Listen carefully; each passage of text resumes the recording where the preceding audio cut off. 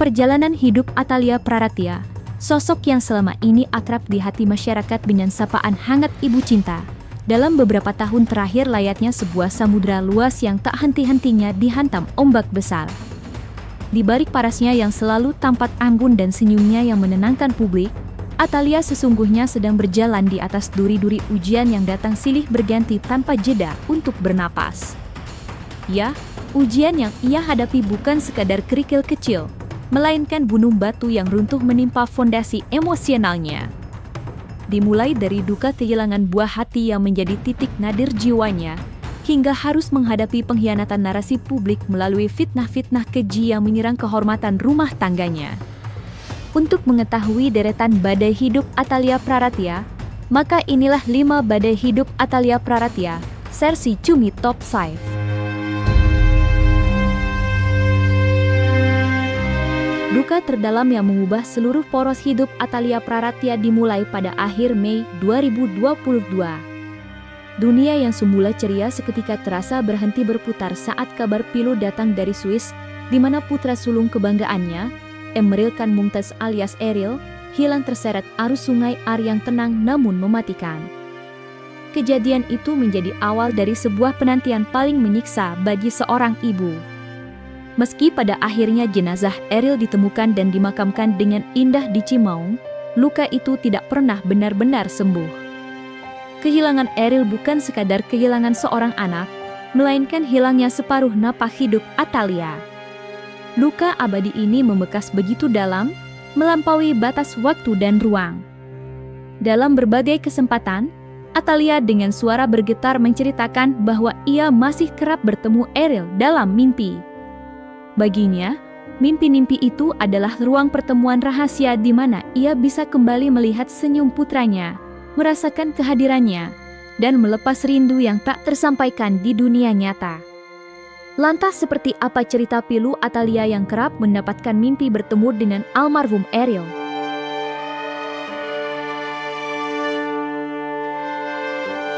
Saya tuh yang paling terakhir sebetulnya mimpi Eril. Jadi saya tuh sempat takut ada apa gitu, saya salah apa dan lain sebagainya. Tapi ternyata itu luar biasa, momen yang sudah saya tunggu sekian lama gitu. Dia meluk saya seperti layaknya dia lakukan selama ini gitu ya. Jadi lepaslah kerinduannya seperti itu. Sekarang itu lebih kepada rindu saja. Jadi kalau seandainya kita berpikir bahwa Eril ini kan sedang mekar-mekarnya ya. Dia ini di masa-masa yang dia begitu harum lah apa yang dia lakukan itu meskipun kita tidak tahu. Jadi kalau bunga itu lagi mekar, kalau dia kelamaan dia bakal layu gitu ya. Kalau dia belum mekar juga belum saatnya. Jadi ini adalah momen terbaik untuk Eril. Jadi saya harus rela dan ikhlas karena Allah memberikan ganjaran yang terbaik untuk Eril. Eril pasti sangat bahagia dan pasti sudah tenang. Dan kami sebagai orang tua sudah sangat ikhlas, sudah sangat tenang, mengucapkan syukur alhamdulillah dimakamkan di tempat yang baik, melalui proses yang baik, didoakan dengan cara-cara yang baik.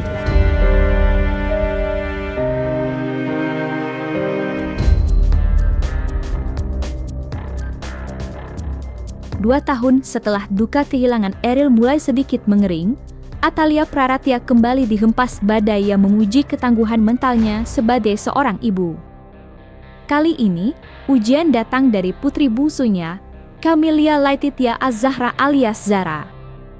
Pada April 2024, sebuah pengumuman mengejutkan diunggah Zara di media sosial, di mana Zara mengambil keputusan untuk melepas hijab. Seketika, jagat maya meledak. Keputusan tersebut memicu gelombang kritik tajam, penghakiman massal, hingga hujatan yang tak henti-hentinya mengalir ke akun pribadi Zara maupun kedua orang tuanya.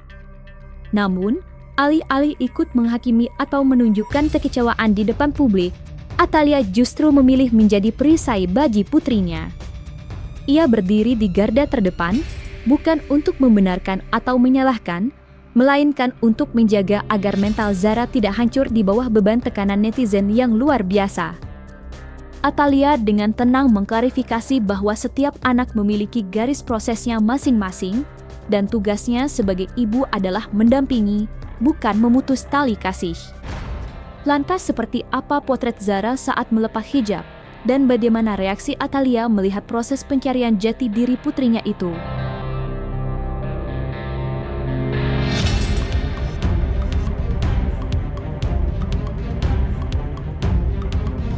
Saya sebagai orang tua dan papanya gitu, Kang Emil, ini memberikan ruang bagi dia. Kami hanya berharap bahwa anak ini harus mendapatkan kebahagiaannya dengan cara yang dia inginkan. Maka ruang itu yang kami buka. Kami hanya bilang bahwa dimanapun Zara berada, apapun yang Zara pilih, selama itu untuk kebaikan, selama itu hal yang positif yang didorong, maka kita akan support 100% seperti itu.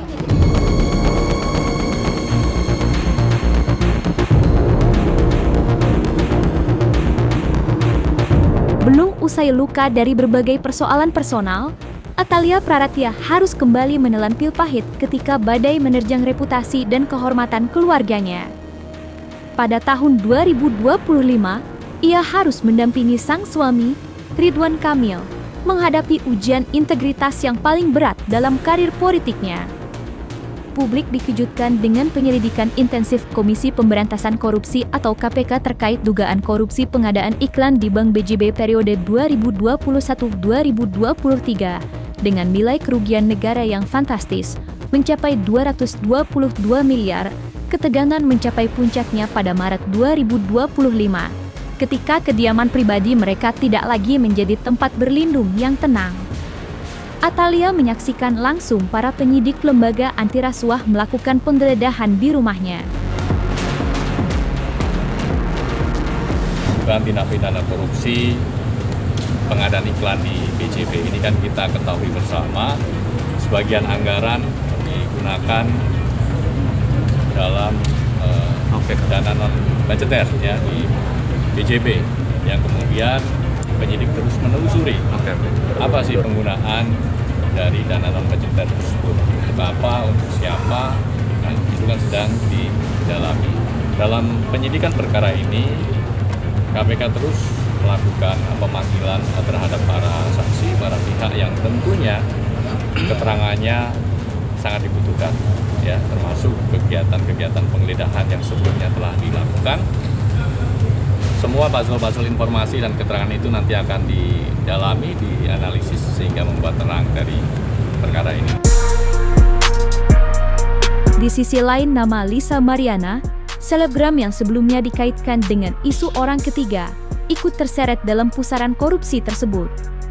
Seperti diketahui, KPK memanggil Lisa Mariana sebagai saksi kunci guna mendalami hubungan antara aliran dana tersebut dengan peran Ridwan Kamil sebagai pengambil kebijakan saat itu. Lantas seperti apa keterlibatan Lisa Mariana dalam kasus tersebut? Dan bagaimana respon balik dari pihak Ridwan Kamil? Hari ini sudah selesai, saya menjadi saksi pemeriksaan Bank BJB. POV turun dikit dong. Ridwan Kamil ya. POV. Ridwan Kamil. Aliran dana. Menurut keterangan dari Lisa sendiri, ya kan sudah ada tersangka 5 orang dan selanjutnya akan lebih banyak tersangka. Ya namanya orang kalaf, orang lagi emosional, ya kan, mohon maaf, jangan-jangan lagi mabuk kan begitu, nggak tahu juga kita kan begitu. Nah ya kalau kita semuanya apa yang dia sampaikan, apa yang mau ini, ya silakan saja.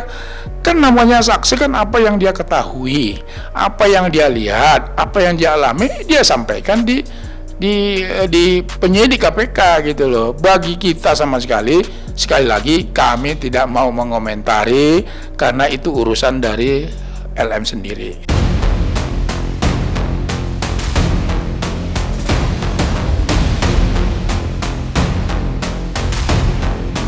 Memasuki tahun 2025, kesetiaan rumah tangganya diguncang fitnah keji. Munculnya sosok Lisa Mariana yang mengklaim memiliki hubungan gelap dengan Ridwan Kamil sempat menjadi bola salju liar. Meski hasil tes DNA membuktikan tuduhan itu palsu dan Lisa ditetapkan sebagai tersangka pencemaran nama baik, beban psikologis dan polusi informasi ini memberikan tekanan mental yang berat bagi Atalia.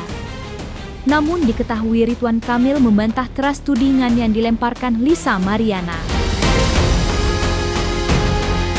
Secara umum juga saya sudah lega ya, fitnah besar ini bisa ditepis oleh sebuah secara ilmiah, yaitu tes DNA. Saya nggak ada komentar, kita menghormati institusi kepolisian yang sudah teruji dalam melakukan tes. Mau di mana aja 1000% hasilnya sama.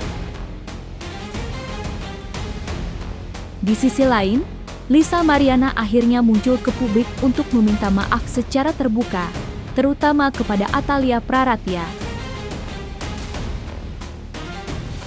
Ya, untuk pecinta buat Atalia Praratya, saya meminta maaf dari lubuk hati saya yang paling dalam. Ya, sedih ya. Ya pokoknya sedih lah. Pokoknya saya meminta maaf. Kalau ngerasa bersalah sih udah dari lama ya, Bang. Karena kan saya kan juga sebelumnya seorang istri. Mungkin perceraian ini adalah karma juga dari aku merusak rumah tangga. Tapi masalahnya cewek-cewek PRK juga banyak, bukan saya doang, begitu loh, udah. Sama aja. Nggak usah di-spill, nanti juga pada bermunculan.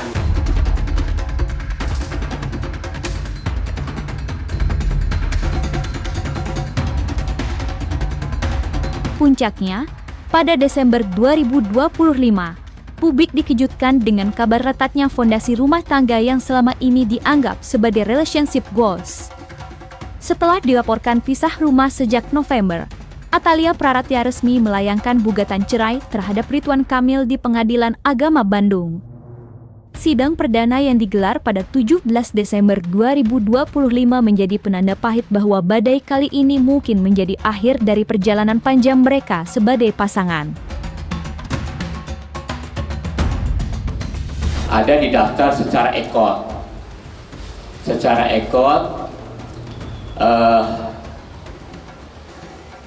Kurang lebih 2 minggu yang lalu kalau tidak salah ya. Kalau tidak salah 2 minggu yang lalu sudah terregistrasi. Saya tidak mau berkomentar terlalu jauh, Mas, karena itu ranah pribadi yang kita harus hormatin, apapun itu. Ya kami nggak mau masuk apa alasan gugatannya, apa tuntutannya, segala macam. Kenapa? Karena Ibu Atalia menggugat ya sesuai dengan pemberitaan yang kita baca. Kalau nggak salah ya, mohon maaf ya. Nah itu kan sudah ada, ya sudah disampaikan juga oleh Humas Pengadilan Agama. Ya sekali lagi kita hormatin saja apa yang disampaikan oleh Ibu Atalia. Ya mudah-mudahan kita berdoa semoga selesai dengan baik aja gitu loh. Apapun seperti apa itu kita tidak mencampuri lah. Ya kita doakan saja, itu aja pesan kita. Ya semua masyarakat yang mendoakan semoga Pak Ridwan Kamil mampu menghadapi cobaan yang maha berat itu aja pesan saya. Yang lainnya tidak ada lah. Apa sih, karena itu sudah ranah dari pengacara nanti yang menyampaikannya.